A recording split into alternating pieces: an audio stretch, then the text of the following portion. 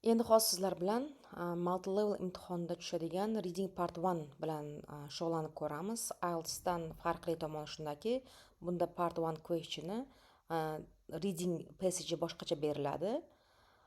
IELTS'da bu umuman berilmaydi. Bu aynan multi-levelniki. Xuddi mana shunga o'xshagan tekst beriladi va tekstni 5 ta yoki 6 ta, ba'zan 6 ta bo'sh joylar o'rniga so'z to'ldirib chiqishingizga to'g'ri keladi.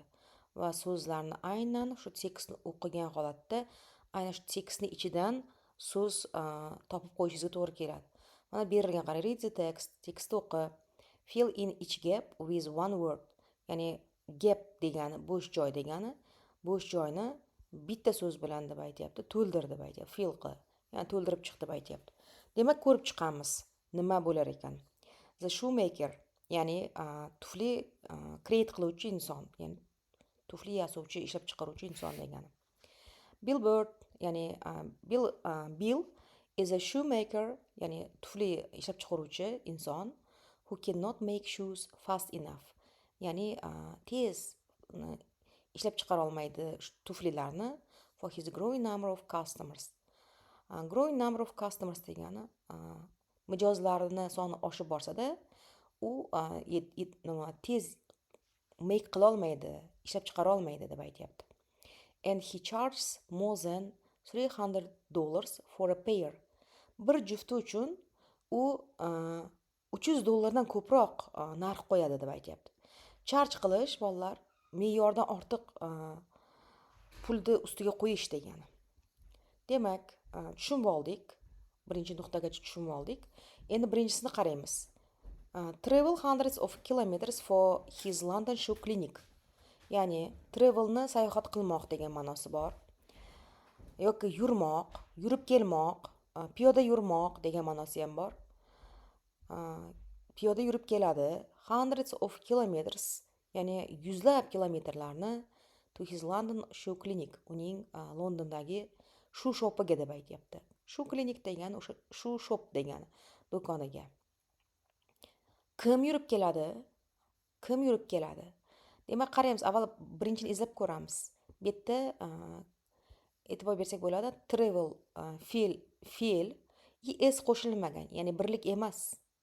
Agar he ni aytmoqchi bo'lsangizda, he qo'ymoqchi bo'lsangiz, he bo'lish uchun travels bo'lishi kerak. Va bunda ko'plikni izlashimiz kerak. Mana yerda qarang, customers bor, ya'ni mijozlar. Ya'ni mijozlar yurib keladi yuzlab kilometrlarni, uni shu klinikaga, ya'ni shu shopiga yuzlab kilometrlarni yurib keladi. Or to his workshop in the countryside to have their feet measured. Ya'ni yoki uni ustaxonasiga, workshop ustaxona degani, shahar chetidagi ustaxonasiga yurib kelishadi. To have their feet measured. Demak, o'zlarini oyoqlarini o'lchatishga. Demak, oyoqlarini o'lchatishga, ko'ryapsiz? He makes shoes for people with of unusual size. U ishlab chiqaradi, yasaydi tuflilarni odamlarga noodatiy razmerda bo'lgan. Nima noodatiy razmerda bo'ladi? Nima noodatiy razmerda bo'ladi? Ya'ni noodatiy razmer betda e'tibor bersangiz agar, hozir faqat tufli haqida ketyapti va biz mana bu yerda fit degan so'z kelyapti. Undan oldinda shuni qo'yamiz. Noodatiy oyoq razmeridagi insonlarni yasaydi deb aytyapti-da, odamlarga yasaydi. Very large, juda ham katta. Very small, juda ham kichkina. Very broad, juda ham keng, or very narrow, yoki juda ham ingichka oyoqlar uchun. Ba'zi shunaqa oyoqlardagina haligacha menimcha odamlar zakaz qiladi. Xuddi shu uchun u ham menimcha yasasa kerak. The bo'lyapti, ko'ryapsizmi? The o'sha are at least as fashionable as those found in ordinary shops. Demak, nimadirlar eng kamida oddiy magazinlarda topiladigandek, juda ham topiladigandek fashionable, ya'ni zamonaviydir deb aytyapti. Nima zamonaviy? Demak, nima haqida gap ketyapti? Demak, bizda albatta bu hozir bu yerda ko'rmasak ham shoes bo'ladi. Demak, shoes, mana bu yerda qarang, he makes shoes. Ya'ni u shoes kelyapti. Mana yerda ham shoes kelyapti. Demak, mana yerda shuni o'zi, lekin mana yerda shoes. Ko'ryapsiz? Demak, bemalol shoesni qo'yishimiz mumkin ekan. The shoes, o'sha tuflilar eng kamida oddiy do'konlardagidek topiladigandek fashionable, ya'ni zamonaviy. Mr. Bird says, ya'ni o'sha janob Bird aytadiki, my problem is that, meni muammo shundaki, I cannot find skilled workers. Men mahoratli ishchilar topolmayapman. Young people all seem to prefer to work with computers these days. Yosh odamlar menga shunday tuyuladiki, ular kompyuterlarda ishlashni afzal ko'rishadi shu kunlarda.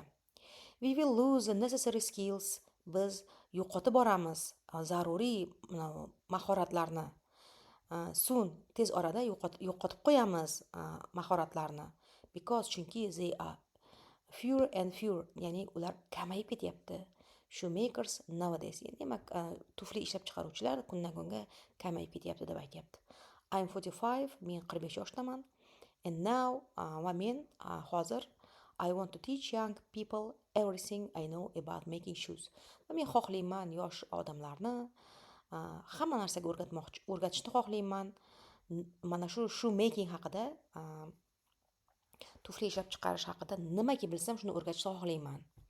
It's a good job. Juda ham yaxshi ish. And a lot of people va juda ham ko'p odamlar want to buy beautiful shoes, specially made for them. Juda ham ko'p odamlar xohlaydi sotib olishni chiroyli tuflilarni, asosan ular uchun yasalgan bo'lsa. He started in the business 19 years ago. Demak, u biznes qilishini 19 yil oldin boshlagan. And now he employs 3 other people. Demak, hozirda u 3 kishini ishga olgan. Demak, his customers pay about $500 for their of shoes deb aytyapti. Uning customerlari, ya'ni xaridorlari to'laydi about so'mlagisi taxminan shundacha degan ma'noda $500 taxminan to'laydi for their of shoes, ya'ni qanaqa tuflisini nimasiga ular $500 to'laydi. Demak, mana shu yerda topolmasangiz, o'zlarining tuflisini nima uchundir $500 to'laydi. O'sha of shoes degan so'zni tekstda izlab ko'ramiz. Mana bu yerda qarang, narx bilan berilgan $30 for a pair deb aytyapti. Ko'ryapsizmi? Pair demak bo'ladi bizda. $500 for the pair of shoes. Ya'ni bir juft tuflisi uchun $500 to'lashadi. He says, aytishicha, our customers, bizni mijozlarimiz kelishadi because they want comfortable shoes. Demak, ular xohlashadi juda ham qulay shularni, oyoq kiyimlarni, which are exactly the right. Ya'ni qaysiki exactly, aynan the right, to'ppa-to'g'ri, mos keladigan nima, aniq to'g'ri keladigan nima bo'lishi mumkin? Albatta razmer bo'ladi, to'g'rimi? Demak, bunda biz hozir shu yerda size qo'yamiz, right size. Demak, size-ni qayerdadir skip qilib yubordim shekilli. Ya'ni davom etaveraylik chiqani. Extra pairs of shoes, ya'ni ortiqcha tuflilarning parasi cost between $320 and $450. Demak, ortiqcha juft nimalarni, tuflilarni narxi 320 yoki $450 atrofida bo'ladi. As it takes one employee a whole week to make just one shoe.